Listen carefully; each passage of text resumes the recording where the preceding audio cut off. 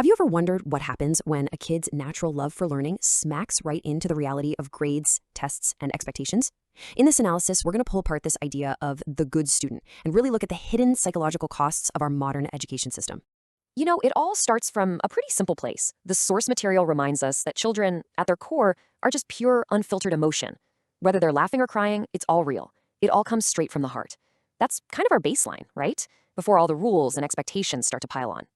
And that leads us to the central question, the real puzzle we're trying to solve here. What happens when we become obsessed with filling up a child's mind with facts and figures, but we completely forget to check in with their heart?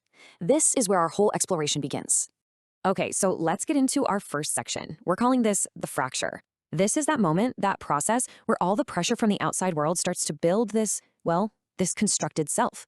It's an identity that's not based on who the child is, but on what they achieve. And the main tool used to build this constructed self, it's something we call outcome-based pressure. This is a really key idea. It's when a child's entire sense of self-worth gets tangled up with hitting a target, getting a good grade, winning the competition, or heading down a specific career path that someone else chose for them. And you can see the split so clearly when you put them side by side. The authentic self, that's the kid who's just genuinely curious. They learn because it's exciting to understand something new. But then you've got the constructed self. This version is only in it for the prize, for the A+, for the approval from everyone else. The focus shifts completely from the journey of learning to just the final destination. So what's the big deal? What actually happens when a student lives under this kind of pressure all the time? Well, it leads to a ton of psychological stress and, kind of ironically, it makes them completely check out from the act of real, genuine learning. This chart is a perfect illustration. Let's break down 1 hour of forced study time. You see that tiny sliver of effective focus? That's it. A huge chunk of that hour is spent just feeling anxious or, let's be honest, dreaming about what they're going to do when they can finally go play. The reward actually becomes a massive distraction. And there's a name for this internal battle. It's called cognitive dissonance. It's that awful, draining, mental tug of war you feel when two of your beliefs are fighting each other. I must study to get approval is at war with I just want to be a kid and play. Living in that state of conflict is absolutely exhausting. This whole thing often gets cranked up to 11 in those conversations after a test. The source calls it the parental interrogation.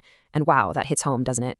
The questions aren't really about understanding the child's experience. They're designed to get one specific answer. I did well.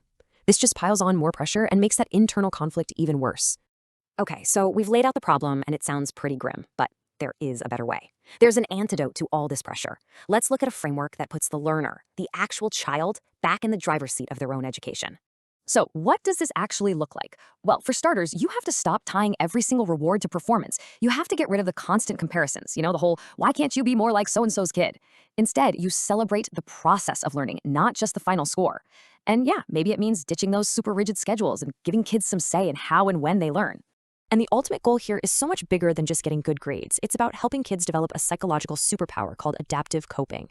It's the ability to handle stress and manage your own emotions from the inside without constantly needing someone on the outside to tell you you're doing okay. It's how you get off that emotional roller coaster of chasing approval. Which brings us to the end game. If the point isn't just to churn out high-achieving students, what are we trying to do?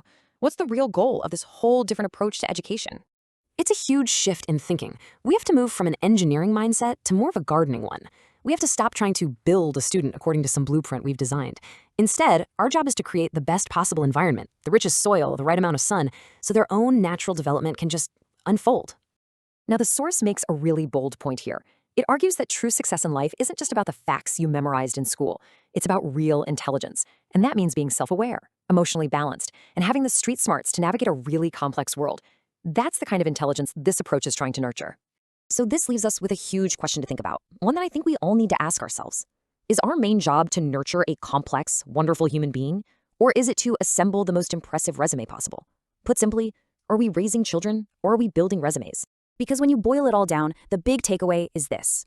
Real education was never about just pouring information into a kid's head like they're an empty bucket. It's about creating a space where their unique potential, their mind, and their heart can grow, strengthen, and unfold all on their own.